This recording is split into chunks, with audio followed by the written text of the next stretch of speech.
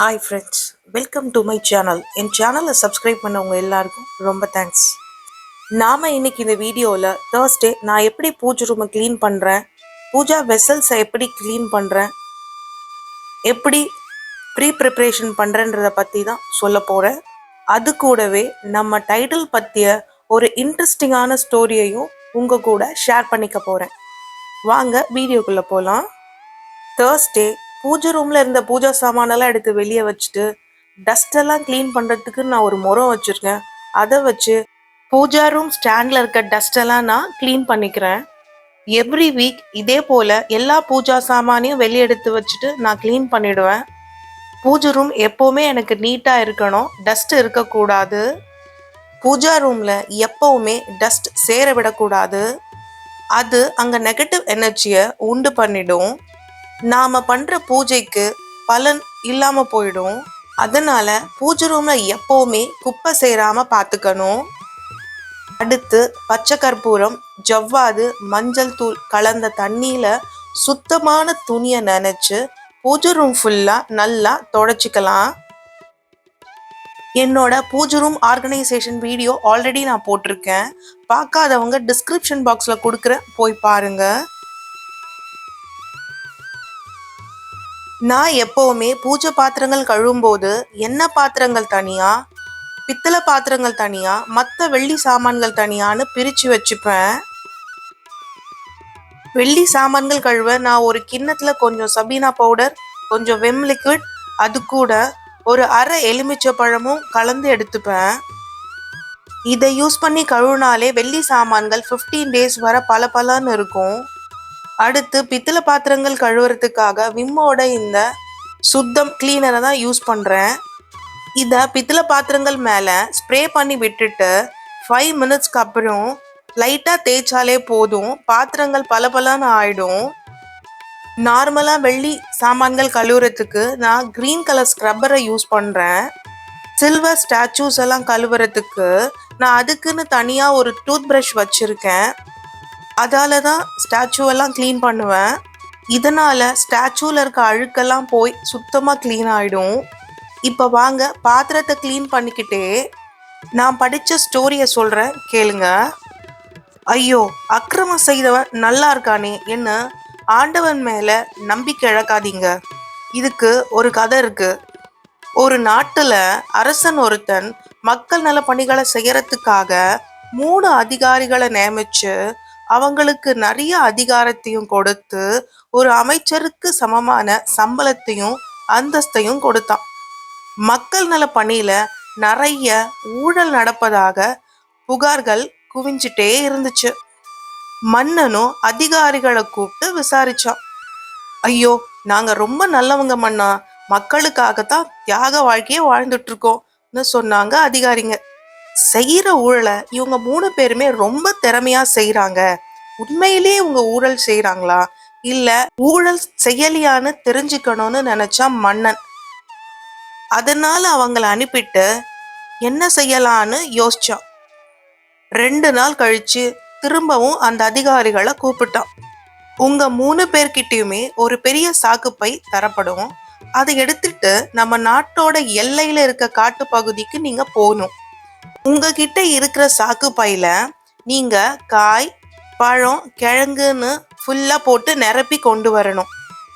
அப்படி நீங்க கொண்டு வர பொருளை ஒரு மனுஷன் 2 வாரம் வச்சு சாப்பிடணும்.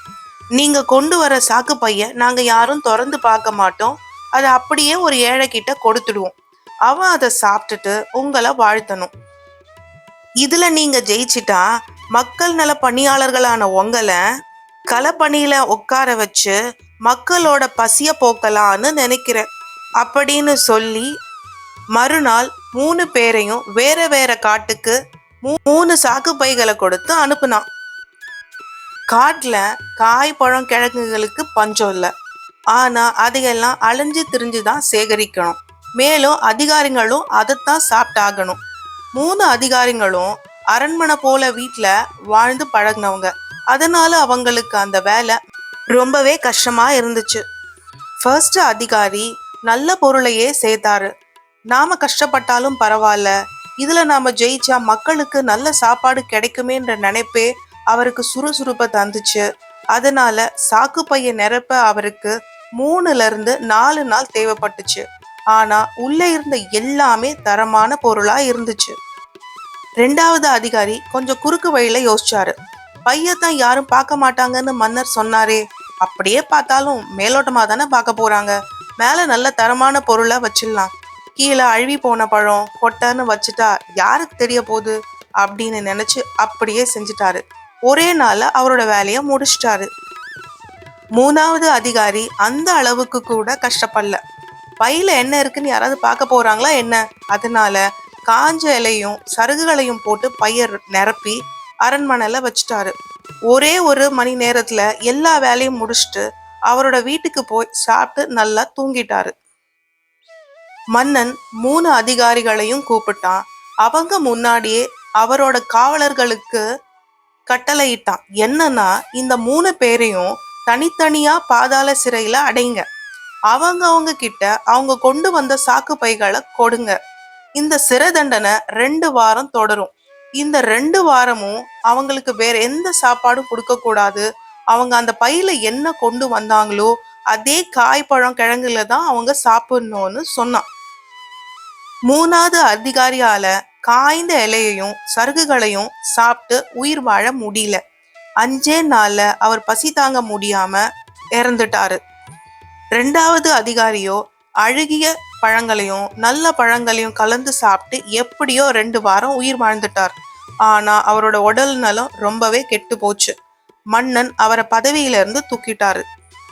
1வது அதிகாரியோ 2 வாரமும் தனிமை சிறையில மகிழ்ச்சியா இருந்துட்டு வெளியே வந்தார். அவர் சேகரிச்ச தரமான காய் பழம் கிழங்குகளை உண்டு இன்னுமே அதிகமான தெம்போட வெளியே வந்தார். மன்னன் அவருக்கு பல பரிசுகளையும் கொடுத்து அவரையே முதலமைச்சராகவும் ஆக்கிட்டான். இந்த கதையிலிருந்து ஒரு வாழ்வியல் தத்துவத்தை நச்சுன்னு நமக்கு சொல்லுது மகாபாரதத்துல வரும் ஒரு ஸ்லோகம். அதோட உட்பொருள் இதுதான். ஒரு இடத்துல 1000 பசுக்கள் இருக்குது. தன் தாயை தேடி ஓடி வரும் கன்று அந்த 1000 பசுக்கள்ல தன் தாயை சில நொடியில கண்டுபிடிச்சு அது கிட்ட போய் சேர்ந்துடும். அது போல ஒருத்தன் செய்யும் செயலோட பயன் அவன் எங்க இருந்தாலும் அவனை கண்டுபிடிச்சு அவனை போய் சேரும்.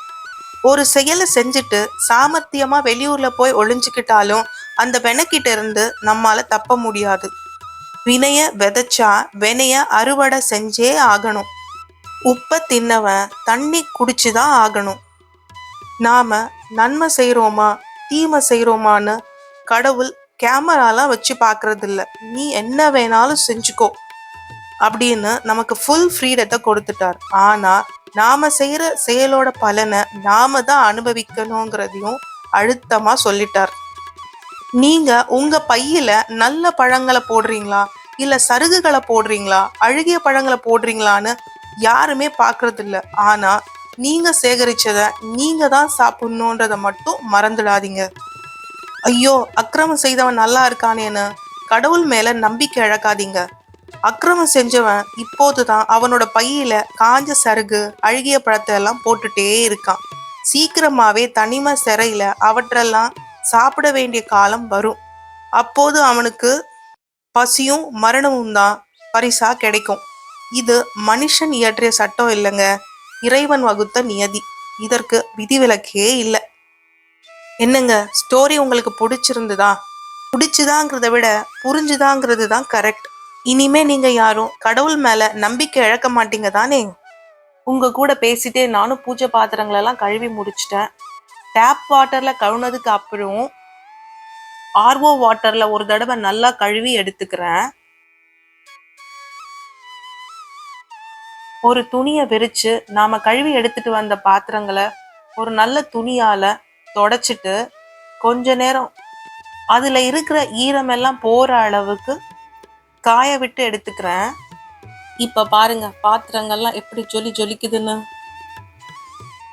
இந்த கதையில இருந்து நான் உங்ககிட்ட சொல்றது என்னன்னா, நாம செய்யற நல்லதுக்கும் கெட்டதுக்கும் நாம மட்டும்தான் காரணம். நாம யாரையுமே பிளேம் பண்ணக்கூடாது. இன்னொன்னு, அடுத்தவங்களுக்கு நல்லது செஞ்சாலும் சரி கெட்டது செஞ்சாலும் சரி இது பின்னாடி நமக்கே வந்து சேரும்னு யோசிச்சு செய்யணும். நாம தப்பு பண்ணிட்டு அடுத்தவங்கள மேல ஈஸியா பழிய சுமத்திடலாம். ஆனா செஞ்சதுக்கான பாவத்தை நாம தான் அனுபவிக்கணும். இதை யாருமே உணர்றதே இல்லை. இதை உணர்ந்துட்டா நான்கிற எண்ணமே நமக்கு வராது. நம்ம கிட்ட ஈகோ இருக்காது. எல்லாத்துக்கும் நாம விட்டு கொடுத்து போயிடுவோம். அதனால சண்டை சச்சரவே இருக்காது. இந்த வீடியோ உங்களுக்கு புரிஞ்சிருக்கும் அப்படின்னு நினைக்கிறேன். பிடிச்சிருக்கும்னு நினைக்கிறேன். பிடிச்சிருந்தா லைக் பண்ணுங்க, ஷேர் பண்ணுங்க, சப்ஸ்கிரைப் பண்ணுங்க. தேங்க்ஸ் ஃபார் வாட்சிங்.